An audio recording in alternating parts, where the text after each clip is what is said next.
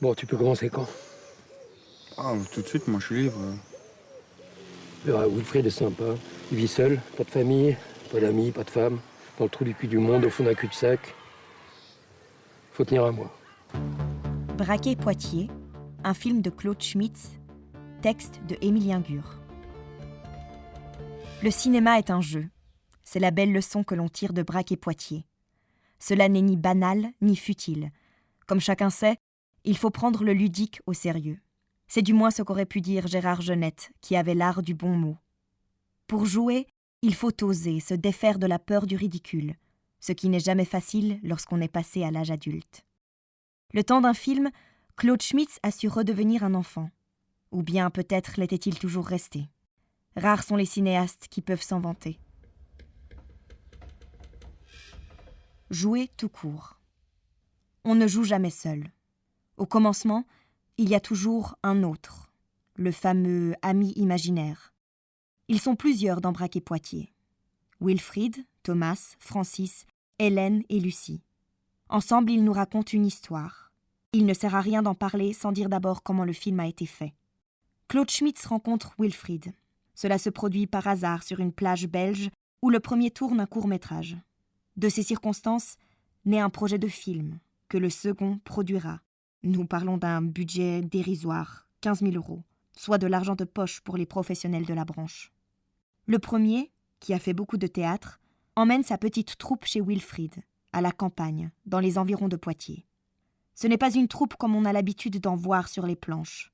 Ce ne sont pas des acteurs, pas plus des amateurs que des professionnels, mais des gens, tout simplement, comme vous et moi, pourrait-on dire. Être des gens, voilà qui sonne bizarre. Ce n'est pas un métier, ni même un statut, cela ne se rémunère pas. On ne l'est pas par vocation, à temps partiel ou en dilettante. On l'est, point. Voilà en premier lieu pourquoi Braquet Poitiers est un film important. Parce qu'il nous parle des gens, alors que le cinéma d'habitude nous parle d'acteurs, professionnels ou amateurs, cela n'a guère d'importance.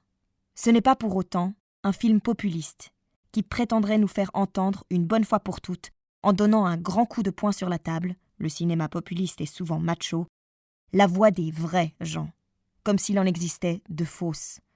Alors que c'est justement impossible, ça ne se contrefait pas d'être des gens. Dans Braquet Poitiers, nul ne cherche à être authentique, ni spontané, à représenter qui ou quoi que ce soit.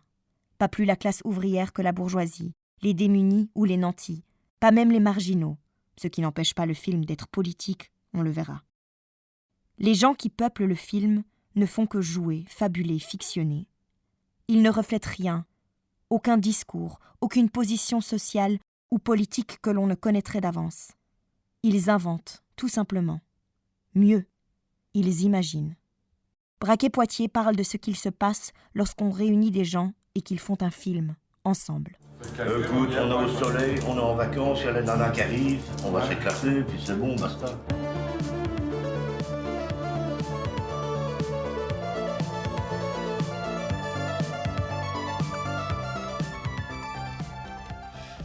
Ces gens-là.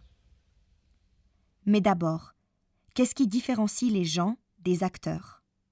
Ce n'est pas une distinction théorique, encore moins ontologique. Cela renvoie plutôt à la manière dont un film est fait. Prenez Mektoub My Love de Abdelatif Kechiche par exemple. Un film qui a été tourné avec des acteurs amateurs. Le fait qu'il ne s'agisse pas de professionnels n'a précisément aucune importance au regard de la nuance qui nous intéresse. Amateurs ou non, cela reste des acteurs. Ils font un métier d'acteur.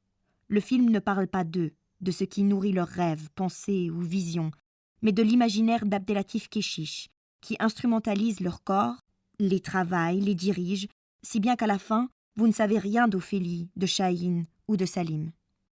Toute autre chose se joue dans Braquet Poitiers.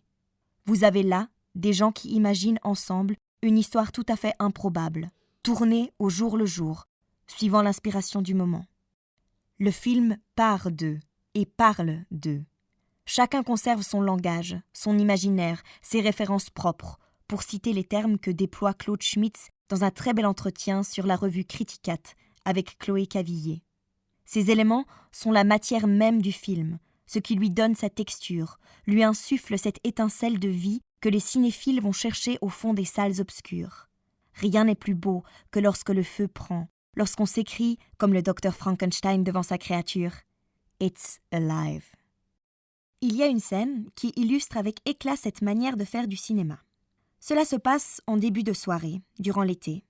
Thomas et Francis sont nonchalamment attablés aux côtés de Wilfrid, qu'il séquestre dans sa propre maison et dont il cambriole le car wash sans que celui-ci n'y oppose la moindre résistance. Alors que ces gens-là passent à la radio, Francis se met à chanter par-dessus Jacques Brel. On remarque qu'il connaît parfaitement la chanson, mot pour mot, qu'il sait habiter les pauses ménagées par le chanteur. Les autres se taisent. Wilfrid semble aux anges. Les deux voix se mêlent dans le silence du crépuscule. Plus rien d'autre n'existe. Tout est comme suspendu. C'est un petit moment de grâce, né de la situation elle-même. Claude Schmitz a laissé sa caméra tourner. Et paf, tout à coup, quelque chose se passe de totalement imprévu, de non scripté. Quelque chose qui nous révèle une part de Thomas, Francis et Wilfrid, de ce que cela veut dire pour eux d'être ensemble, de ce qu'ils font du temps qu'ils partagent, de la manière dont ils l'habitent. Comment on fait pour récolter l'argent, en fait, Wilfrid? Vous allez faire quoi avec l'argent? Moi, prenez-le. Ça va me faire un manque. Ça va beaucoup me gêner, mais ce sera fugace. Faire ensemble. Voilà d'ailleurs une autre raison pour laquelle Braquet-Poitiers est un film qui compte. Parce qu'il pose la difficile question de ce qu'être ensemble veut dire. Je disais tout à l'heure qu'il s'agissait d'un film politique. On pourrait croire que c'est une farce, que rien n'est à prendre au sérieux. Après tout, c'est simplement l'histoire d'une bande d'excentriques qui joue aux voleurs et aux volés. Mais ce serait passer à côté de la réflexion essentielle que livre le film, non pas sur le « vivre ensemble », qui est un slogan creux d'un niveau de généralité que seuls savent adresser les manuels de bonne vie, mais sur le « faire ensemble », ou plutôt, parce que c'est aussi un terme très général et qu'il n'y a rien de plus particulier que Braquet-Poitiers, sur le « faire un film ensemble ». C'est par là que Claude Schmitz révèle l'originalité de sa démarche de cinéaste. On peut facilement passer en revue les exemples de films communautaires qui cherchent à saisir, capter, voire renforcer les liens qui unissent les membres d'une communauté préexistante au film. Je pense notamment à Le lion, sa cage et ses ailes, d'Armand Gatti, sur les communautés ouvrières de Montbéliard, qui est un chef-d'œuvre du genre. Claude Schmitz fait quelque chose de totalement différent. Il crée, de toutes pièces, une communauté, un ensemble, une famille, appelez ça comme vous voudrez. En allant chercher des gens, oui, des gens, à gauche, à droite, des individus issus de nations, de milieux et de classes sociales diverses, qu'il réunit, le temps d'un film, pour faire quelque chose ensemble. Peut-être inventer un imaginaire qui défie nos stéréotypes, la manière dont nous représentons les barrières de classe. C'est une sorte de happening social, si vous voulez. Dans tous les cas, il y a un geste d'utopie. Tu peux comprendre que nous, on a besoin de temps en temps d'être seul ou être avec notre compagne sans toi.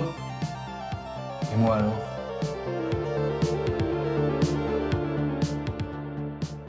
Pas de violence, c'est les vacances. Pas de violence, c'est les vacances, ça roule ma couille. Encore. Qu'est-ce qu'il en reste après, une fois le film terminé? C'est la question qu'aborde le court-métrage Wilfrid, sorte de making-of de et de suite à Braquet-Poitiers. Tout à coup, c'est l'automne. Wilfrid se sent seul. La communauté constituée autour du film lui manque.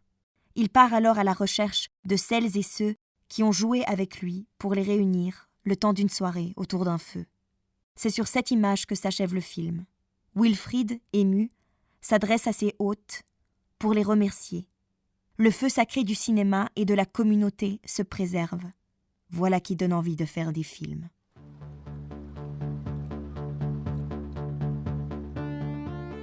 Braquet-Poitiers, un film de Claude Schmitz, texte de Émilien Gur.